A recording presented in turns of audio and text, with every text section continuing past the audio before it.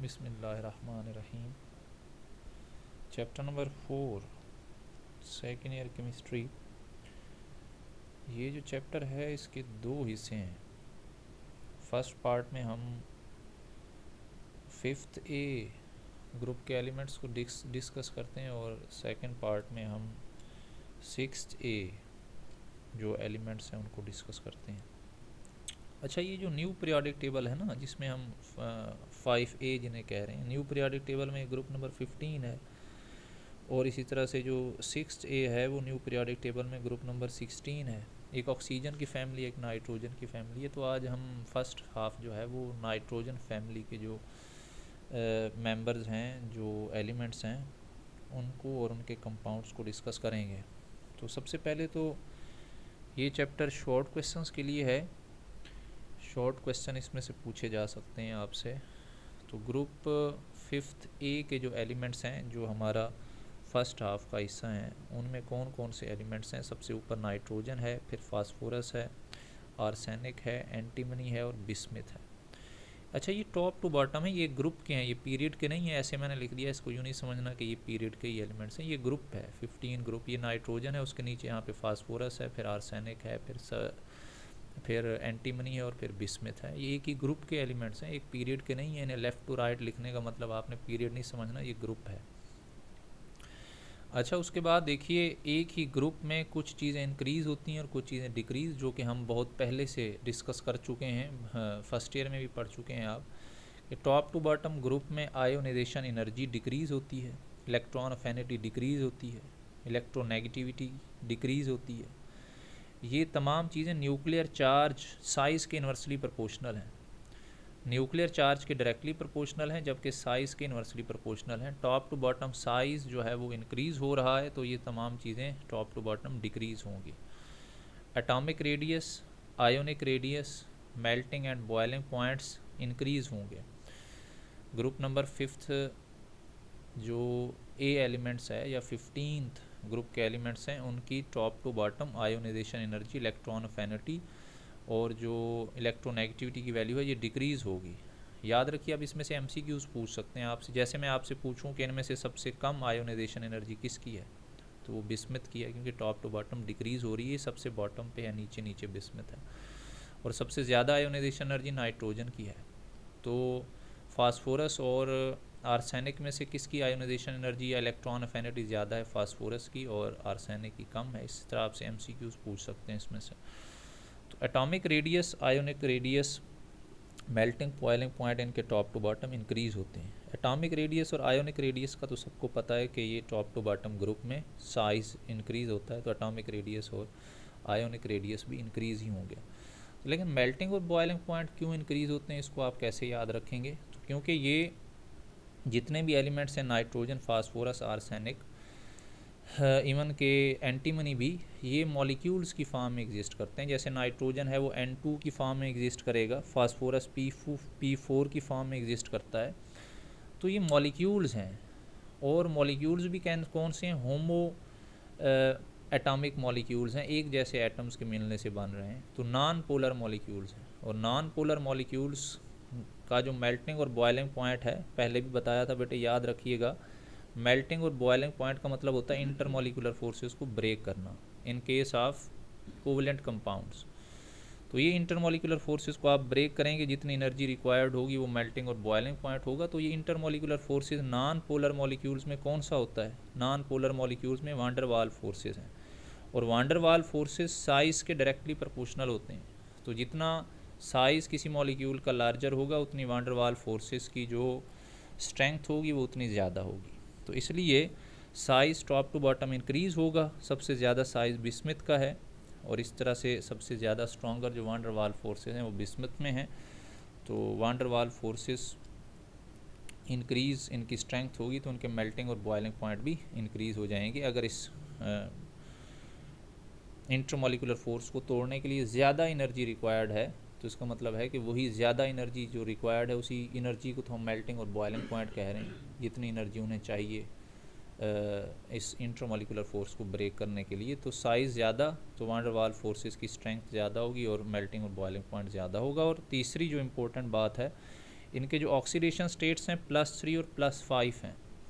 3 electron loose करते हैं या 5 इलेक्ट्रॉन लूज़ करते हैं ये, या फिर खुद से ज़्यादा इलेक्ट्रोनेगेटिव एलिमेंट्स के साथ जब मिलते हैं तो इलेक्ट्रॉन शेयर करते हैं। जैसे ऑक्सीजन के साथ नाइट्रोजन 3 इलेक्ट्रॉन शेयर करे तो नाइट्रोजन का ऑक्सीडेशन स्टेट +3 होगा। तो या तो इलेक्ट्रॉन शेयर करते हैं अपने मोर इलेक्ट्रोनेगेटिव एलिमेंट्स से, खुद से ज़्यादा इलेक्ट्रोनेगेटिव एलिमेंट्स से, तो 3 और 5 इलेक्ट्रॉन शेयर करेंगे, ऑक्सीडेशन स्टेट +3 और +5 होगा। या फिर लूज़ करें अगर 3 और 5 इलेक्ट्रॉन तो +3 और +5 ऑक्सीडेशन स्टेट। और ऑक्सीडेशन स्टेट में से एक शॉर्ट क्वेश्चन भी आपसे पूछते हैं, वो हम इसके बाद डिस्कस करेंगे अभी थोड़ी देर में। और फोर्थ इम्पोर्टेंट प्रॉपर्टी इनकी ये है कि ये नॉन मेटल्स हैं, और नॉन मेटल्स का जो बॉन्ड होता है प्रीडोमिनेटली वो कोवेलेंट होता है, कि ये इलेक्ट्रॉन शेयर करते हैं, इलेक्ट्रॉन डोनेट नहीं करते। तो प्रीडोमिनेटली कोवेलेंट बॉन्ड्स बनाते हैं और नॉन मेटल्स हैं। और नॉन मेटल्स के ऑक्साइड्स किस तरह के होते हैं? एसिडिक। इनके ऑक्साइड्स भी एसिडिक ही हैं, एसिडिक ऑक्साइड्स हैं इनके। अच्छा, टॉप टू बॉटम आपको पता है कि साइज़ इंक्रीज़ होता है, top to bottom size increase होगा तो size is directly proportional to the metallic character. पढ़ चुके हैं हम ये पहले भी कि size is directly proportional to metallic character के, कि जितना किसी एटम का साइज़ ज़्यादा होगा उतना न्यूक्लियस से उसके वैलेंस शेल के इलेक्ट्रॉन्स का जो डिस्टेंस है वो ज़्यादा होगा, उतना उसके इलेक्ट्रॉन डोनेट करने की एबिलिटी ज़्यादा होगी। तो इलेक्ट्रॉन डोनेट करना, इलेक्ट्रॉन ट्रांसफ़र करना मेटल की प्रॉपर्टी है। तो जो मेटेलिक करेक्टर है that is directly proportional to the size के। तो इसलिए आप देखें top to bottom nitrogen, phosphorus, arsenic, antimony और बिस्मिथ टॉप टू बॉटम है ये इस तरह से। तो top to bottom size increase हो रहा है। तो आप जब तक बिस्मिथ से पहुंचते हैं, बिस्मिथ तक तो इनका साइज़ इतना ज़्यादा इंक्रीज़ हो जाता है कि न्यूक्लियस और वैलेंस शेल के दरमियान फासला इतना ज़्यादा बढ़ जाता है कि न्यूक्लियस की अट्रैक्शन वैलेंस शेल के इलेक्ट्रॉन पे कम हो जाती है और इलेक्ट्रॉन इजीली ये लूज़ कर सकता है, जबकि नाइट्रोजन इलेक्ट्रॉन लूज़ नहीं करता आसानी से। तो इसका जो मेटेलिक करेक्टर है वो कम है क्योंकि इसका साइज़ स्मॉलर है, न्यूक्लियस और इलेक्ट्रॉन्स के दरमियान फासला कम है, जबकि बिस्मिथ का न्यूक्लियस और वैलेंस शेल के दरमियान जो फासला है वो ज़्यादा है और आसानी से इलेक्ट्रॉन लूज़ कर सकता है। तो अगर आपसे पूछें metallic character top to bottom increase हो रहा है, ये कम मेटल है उससे ज़्यादा मेटेलिक करेक्टर है इसका उससे ज़्यादा है, और सबसे ज़्यादा मेटेलिक करेक्टर बिस्मिथ का है। तो इसलिए मैंने लिखा है कि नाइट्रोजन और फास्फोरस नॉन मेटल्स हैं। जैसे हम बॉटम की तरफ जा रहे हैं, आर्सेनिक और एंटीमनी इनका साइज़ इंक्रीज़ हो गया तो ये मेटलाइड्स बन गए हैं, और बिस्मिथ प्योर मेटल्स है। इसी तरह से अगर आप देखें जो मेटल्स हैं वो आयोनिक बॉन्ड्स बनाते हैं, वो इलेक्ट्रॉन ट्रांसफ़र करते हैं। तो बिस्मिथ के जो बॉन्ड्स हैं वो आयोनिक हैं, और जो नाइट्रोजन और फास्फोरस के बॉन्ड्स हैं वो कोवलेंट बॉन्ड्स हैं। और ये मेटलाइड्स के जो बॉन्ड्स हैं वो इंटरमीडिएट होते हैं आयोनिक और कोवलेंट बॉन्ड्स के, इन बिटवीन इनके बॉन्ड्स हैं। तो ये आपने याद रखना है कि टॉप टू बॉटम जो मेटेलिक करेक्टर है वो इंक्रीज़ हो रहा है, नाइट्रोजन फास्फोरस नॉन मेटल्स हैं और बिस्मिथ इनमें मेटल्स हैं। अब इससे नेक्स्ट जो है वो इनकी एक इम्पोर्टेंट प्रॉपर्टी ये है कि फास्फोरस, आर्सेनिक, एंटीमनी ये एलोट्रॉप्स बनाते हैं, एलोट्रॉपिक फॉर्म्स में ये एग्जिस्ट करते हैं। एलोट्रॉप्स क्या कहलाते हैं? एलोट्रॉप्स क्या हैं? डिफरेंट स्ट्रक्चरल फॉर्म्स हैं एक ही एलिमेंट के, कि एक एलिमेंट कितने स्ट्रक्चर्स अपने बनाता है, उसके एटम्स किस तरह से जुड़ते हैं, कितनी मुख्तलिफ फॉर्म्स में जुड़ते हैं, और उन तमाम जितने भी फॉर्म्स में उनके एटम्स जुड़ेंगे उनकी फ़िज़िकल स्टेट सेम होगी, तो तब वो एक दूसरे के एलोट्रॉप्स कहलाएंगे। जैसे जो फास्फोरस है उसके दो एलोट्रॉप्स हैं, रेड फास्फोरस है और वाइट फास्फोरस है। इन दोनों का अगर आप स्ट्रक्चर देखें तो P4 ही है, रेड फास्फोरस भी P4 है और जो वाइट फास्फोरस है वो भी P4 ही है। इनके मोनोमर्स P4 की फॉर्म में एग्जिस्ट करते हैं। ये 4 फास्फोरस आपस में जुड़े हुए होंगे। लेकिन जो स्ट्रक्चर अगर आप देखें वाइट फास्फोरस में, देखें ये वाइट फास्फोरस का स्ट्रक्चर है, 1 2 3 4 फास्फोरस आपस में जुड़े हुए हैं, और हर फास्फोरस देखें 3 बॉन्ड्स बना रहा है। इसका जो ऑक्सीडेशन स्टेट है वो 3 है, तो 3 इलेक्ट्रॉन वो शेयर कर रहे हैं। अब यहाँ पे ऑक्सीडेशन स्टेट का मतलब ये है। वैसे जब एक जैसे एटम आपस में मिल जाएं तो ऑक्सीडेशन स्टेट ज़ीरो ही है होमो एटॉमिक मॉलिक्यूल्स में, क्योंकि इलेक्ट्रोनेगेटिविटी का डिफरेंस नहीं होता। तो फास्फोरस, ये वाइट फास्फोरस है, उसमें 4 फास्फोरस आपस में जुड़े हैं और हर फास्फोरस के 3 बॉन्ड हैं, इसका इसके साथ है तीसरा बॉन्ड और इसका इसके साथ। जबकि जो रेड फास्फोरस है उसमें देखें कि 4 ही फास्फोरस आपस में जुड़े हुए हैं। ये जैसे यहाँ पे है कि ऊपर वाले और नीचे वाले फास्फोरस का आपस में बॉन्ड है, लेफ़्ट राइट का यहाँ पे बॉन्ड है, लेकिन लेफ़्ट राइट फास्फोरस आपस में नहीं जुड़े हुए, ये साथ वाले किसी और रिंग के साथ जुड़ जाएंगे। जैसे ये फास्फोरस है इधर और फास्फोरस के साथ दूसरे जो P4 का रिंग है उसके साथ इस फास्फोरस का बॉन्ड बन गया। तो इनके स्ट्रक्चर में डिफरेंस है, आप देखें स्ट्रक्चर का फ़र्क है। तो वाइट फास्फोरस और रेड फास्फोरस दोनों P4 ही हैं, जबकि स्ट्रक्चर जब आप देखते हैं इनका डिफरेंट है और दोनों सॉलिड की फॉर्म में एग्जिस्ट करते हैं। तो एलोट्रॉप्स की यही डेफिनेशन है कि different structures, structural forms of same element, phosphorus for phosphorus, element भी फास्फोरस ही है और स्ट्रक्चर्स उनके डिफरेंट हैं और सेम फिज़िकल स्टेट है इनकी भी। ये सॉलिड फॉर्म है और ये भी सॉलिड फॉर्म में एग्जिस्ट करता है, जैसे रेड फास्फोरस है और वाइट फास्फोरस है। ये एलोट्रॉप्स बनाते हैं अपने, मतलब ये एक तरह के स्ट्रक्चर में हमारी दुनिया में नहीं हमें मिले। जब भी हमने इन्हें देखा तो मुख्तलिफ स्ट्रक्चर्स में हमें मिले और इनके जो आपस में मुख्तलिफ स्ट्रक्चर्स हैं उन्हें हम एलोट्रॉप्स कह रहे हैं। तो नेक्स्ट बहुत इंपॉर्टेंट शॉर्ट क्वेश्चन पूछा जाता है कि ये +5 ऑक्सीडेशन स्टेट कैसे शो करते हैं। अगर आप देखें फास्फोरस है आपके पास, इसका एटॉमिक नंबर 15 है, इसकी इलेक्ट्रॉनिक कन्फिग्रेशन देखें 1s2 2s2 2p6 3s2 3p3 है। अब आप देखें ये तीसरा शेल इनका आखिरी शेल है। तीसरे शेल में s के जो इलेक्ट्रॉन हैं वो तो पेयर्ड हैं, जबकि जो p के इलेक्ट्रॉन्स हैं 3 वो अनपेयर्ड हैं। तो एक px है, py और pz है। अगर हम इसे देखें तो ये 3 अनपेयर्ड इलेक्ट्रॉन्स अगर फास्फोरस के p में हों तो इसे 3 बॉन्ड्स बनाने चाहिए, जबकि ये तो यहाँ पर पेयर्ड हैं। s के जो इलेक्ट्रॉन्स हैं यहाँ पर पेयर्ड हों तो फिर p में 3 इलेक्ट्रॉन्स हैं, इनकी ऑक्सीडेशन स्टेट +3 तो समझ आती है, लेकिन +5 कैसे हो सकती है? वो इस वजह से कि इनका एक s का इलेक्ट्रॉन d में जंप कर जाता है। तीसरे शेल में s भी है, सब शेल p भी है और d भी है। s से एक इलेक्ट्रॉन अगर d में जंप करेगा तो इलेक्ट्रॉन जो है वो अनपेयर्ड हो जाएंगे। अब देखें 5 अनपेयर्ड इलेक्ट्रॉन्स हैं तो +5 ऑक्सीडेशन स्टेट इनकी इस तरह से जो है वो जस्टिफाई होगी। ये शॉर्ट क्वेश्चन आता है कि फास्फोरस या उनकी जो फैमिली है वो नाइट्रोजन वगैरह ये +5 ऑक्सीडेशन स्टेट क्यों शो करते हैं? Because there is less energy difference between 3s and 3d. There one electron jumps from s to d, so when electron jumps from s to d 5 unpaired electrons becomes that justified the 5 + 5 oxidation state of phosphorus.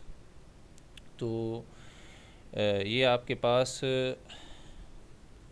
Next जो हम इसमें discuss कर रहे हैं वो है nitrogen and it's compounds, कि nitrogen और जो उसके कंपाउंड्स हैं उनको डिटेल में डिस्कस कर रहे हैं। तो सबसे पहले उसमें से शॉर्ट क्वेश्चन है कि नाइट्रोजन की अकरेंस बताइए, कि नाइट्रोजन जो है वो किन फॉर्म्स में एग्जिस्ट करता है हमारी डाइवर्स जो यूनिवर्स है उसमें। 78% एयर में है N2 की फॉर्म में। ऑक्सीजन भी एयर में है O2 की फॉर्म में, लेकिन वो कम है और ये ऑक्सीजन से लेस रिएक्टिव है। O2 is more reactive, N2 is less reactive. N2 is more inert, less active as compare to O2 के। और ये मिनरल्स की फॉर्म में ज़मीन में भी एग्जिस्ट करता है। ज़मीन के साथ जब ये ज़मीन में किसी मेटल्स के साथ मिलके, मैग्नीशियम के साथ, जैसे मैग्नीशियम नाइट्राइड, एलुमिनियम नाइट्राइड, इस तरह के कंपाउंड्स की फॉर्म में एग्जिस्ट करेगा तो इसके मिनरल्स कहलाएंगे। प्रोटीन, यूरिया और अमाइनो एसिड्स, ये इंसानी जो लिविंग ऑर्गेनिजम्स की बॉडी में अगर देखें नाइट्रोजन तो प्रोटीन में है, यूरिया में है, अमाइनो एसिड्स में है। इसके जो कंपाउंड्स हैं उसमें से बहुत इंपॉर्टेंट शॉर्ट क्वेश्चन पूछा जाता है कि सबसे पहले हम इसके कंपाउंड्स पढ़ रहे हैं ऑक्साइड्स। उसमें से बहुत इंपॉर्टेंट शॉर्ट क्वेश्चन पूछा जाता है कि स्ट्रक्चर ऑफ ऑक्साइड्स। नाइट्रोजन जब ऑक्सीजन के साथ मिलता है तो ऑक्साइड्स बनाता है, तो उसके कितने ऑक्साइड्स हैं और उनका स्ट्रक्चर ड्रा कीजिए। बहुत इंपॉर्टेंट शॉर्ट क्वेश्चन है। तो सबसे पहले देखिए 1 2 3 4 5 6 बल्कि 5 1 2 3 4 5 जो है ना ये ऑक्साइड्स बनाता है। तो 5 ऑक्साइड्स जो है वो इसके कौन कौन से और उनका स्ट्रक्चर क्या है? सबसे पहले है नाइट्रोजन ऑक्साइड। दूसरा है नाइट्रोजन डाइऑक्साइड, एक नाइट्रोजन दो ऑक्सीजन। तीसरा है नाइट्रोजन डाई नाइट्रोजन ऑक्साइड, दो नाइट्रोजन और एक ऑक्सीजन। फोर्थ है डाई नाइट्रोजन ट्राई ऑक्साइड, दो नाइट्रोजन तीन ऑक्सीजन। और फिफ्थ है कि डाई नाइट्रोजन पेंटाऑक्साइड N2O5। अब इनका स्ट्रक्चर भी हमने ड्रा करना है। नाइट्रोजन ऑक्साइड में तो देखें एक नाइट्रोजन और ऑक्सीजन है, तो ऑक्सीजन दो बॉन्ड से ज़्यादा नहीं बना सकता, तो नाइट्रोजन की वैलेंसी तो 3 और 5 है, लेकिन एक ऑक्सीजन अगर आपने नाइट्रोजन के साथ जोड़ना है तो उनके दरमियान डबल बॉन्ड है। तो ये नाइट्रोजन ऑक्साइड का स्ट्रक्चर है। नाइट्रोजन डाइऑक्साइड का स्ट्रक्चर क्या है कि एक नाइट्रोजन का ऑक्सीजन के साथ जो है वो डबल बॉन्ड है और दूसरे के साथ सिंगल बॉन्ड है। और इसमें आपने गौर से देखना है कि ऑक्सीजन का जब भी किसी कंपाउंड के साथ सिंगल बॉन्ड हो, आपको पता है ये तो दो इलेक्ट्रॉन शेयर करते हैं तब इसका ऑक्टेट कंप्लीट होता है। जब किसी के साथ सिंगल बॉन्ड बना रहे हैं तो उसका मतलब वो कोऑर्डिनेट कोवलेंट बॉन्ड है, वो एक लोन पेयर डोनेट कर रहा होगा एक एटम उसे। अगर इसको कहें कि आप दो इलेक्ट्रॉन शेयर कर लीजिए, ऑक्सीजन शेयर करता है, या फिर दो इलेक्ट्रॉन ये जो है वो एक्सेप्ट करता है, तो जहाँ पर भी ऑक्सीजन का सिंगल बॉन्ड होगा तो वो कोऑर्डिनेट कोवलेंट बॉन्ड होगा, साथ वाला एटम उसे इलेक्ट्रॉन ट्रांसफ़र कर रहा होगा। तो इसमें ये दो कोवलेंट बॉन्ड्स हैं और ये कोऑर्डिनेट कोवलेंट बॉन्ड है, कोऑर्डिनेट कोवलेंट बॉन्ड। और ये कौन से बॉन्ड्स हैं? ये कोवलेंट बॉन्ड्स हैं। इसलिए अगर आप नाइट्रोजन को देखें ना, यहाँ पे इसका एक इलेक्ट्रॉन आप देख रहे हैं, ये मैंने इलेक्ट्रॉन दिखाया एक है सिर्फ नाइट्रोजन का, हालांकि नाइट्रोजन के वैलेंस शेल में 5 इलेक्ट्रॉन होते हैं, तो वो दो तो यहाँ पे शेयर कर चुका है, दो यहाँ पर ट्रांसफ़र कर रहा है ऑक्सीजन को, और बाकी उसका एक रह गया। डाई नाइट्रोजन ऑक्साइड का स्ट्रक्चर N2O है, दो नाइट्रोजन और एक ऑक्सीजन है, तो दो नाइट्रोजन का आपस में डबल बॉन्ड है और एक नाइट्रोजन जो है वो डबल बॉन्ड ऑक्सीजन के साथ बना रहा है। या इसका जो दूसरा रेजोनेटिक स्ट्रक्चर है वो इस तरह से भी है कि दो नाइट्रोजन आपस में ट्रिपल बॉन्ड बनाते हैं और एक ऑक्सीजन के साथ उनका सिंगल बॉन्ड। अब ये अगेन कोऑर्डिनेट कोवलेंट बॉन्ड होगा, तो जहाँ पर ऑक्सीजन सिंगल बॉन्ड बना रहा होगा कोऑर्डिनेट कोवलेंट बॉन्ड है। तो ये दोनों रेजोनेटिक स्ट्रक्चर हैं कि N2O इस फॉर्म में भी एग्जिस्ट करता है और इस फॉर्म में भी एग्जिस्ट करता है। तो डाई नाइट्रोजन ट्राई ऑक्साइड, दो नाइट्रोजन और तीन ऑक्सीजन कैसे जुड़ते हैं? दोनों नाइट्रोजन्स के दरमियान सिंगल कोवलेंट बॉन्ड है और एक तरफ दो ऑक्सीजन है, एक तरफ एक ऑक्सीजन जुड़ा हुआ है। जहाँ पर दो ऑक्सीजन है अगेन उसी तरह एक के साथ नाइट्रोजन का डबल बॉन्ड है और एक के साथ सिंगल, ये कोऑर्डिनेट कोवलेंट बॉन्ड है और ये दोनों को कोवलेंट बॉन्ड्स हैं। तो नाइट्रोजन, इस नाइट्रोजन की अगर आप वैलेंसी देखेंगे कितने बॉन्ड्स बना रहा है ये नाइट्रोजन, तो 3 बॉन्ड्स बना रहा है और ये नाइट्रोजन 5 बॉन्ड्स बना रहा है। तो die nitrogen pentoxide N2O5 last वाला स्ट्रक्चर है। तो इसमें अगर आप देखें कि दो नाइट्रोजन जैसे यहाँ पर जुड़े हुए तो पांचवा ऑक्सीजन आ गया, इसमें तो 3 ऑक्सीजन थे। अब चलो 4 ऑक्सीजन होते तो एक नाइट्रोजन, जैसे ये नाइट्रोजन है इसी तरह का एक यहाँ पर अटैच हो जाता है, तो पांचवा ऑक्सीजन जो है वो दो नाइट्रोजन के दरमियान आ जाएगा। तो दो नाइट्रोजन एक ऑक्सीजन है और दोनों साइड पे ये वाली सिचुएशन है कि एक ऑक्सीजन के साथ डबल बॉन्ड और सिंगल बॉन्ड, डबल बॉन्ड और सिंगल बॉन्ड। और इसे नाइट्रिक एनहाइड्राइड भी कहते हैं क्योंकि नाइट्रिक एसिड जब भी पानी लूज़ करता है एनहाइड्राइड बनाता है तो उसका स्ट्रक्चर भी यही होता है। तो ये बहुत इंपॉर्टेंट शॉर्ट क्वेश्चन है, इसको आप स्ट्रक्चर्स देखिए और इनको ड्रा कीजिए। ओके, ये अब जो आज पढ़ा है इसमें से आपसे शॉर्ट क्वेश्चन पूछे जा सकते हैं, जैसे +5 ऑक्सीडेशन स्टेट है फास्फोरस की, 5th ए ग्रुप के या 15th ग्रुप के जो एलिमेंट्स हैं उनके नाम हैं और उनकी प्रॉपर्टीज़ हैं, और नाइट्रोजन की अक्रेंस है कि वो किस फॉर्म में एग्जिस्ट करता है नेचर में, और जो उसके ऑक्साइड्स हैं उनका स्ट्रक्चर है। ओके, अल्लाह हाफिज़।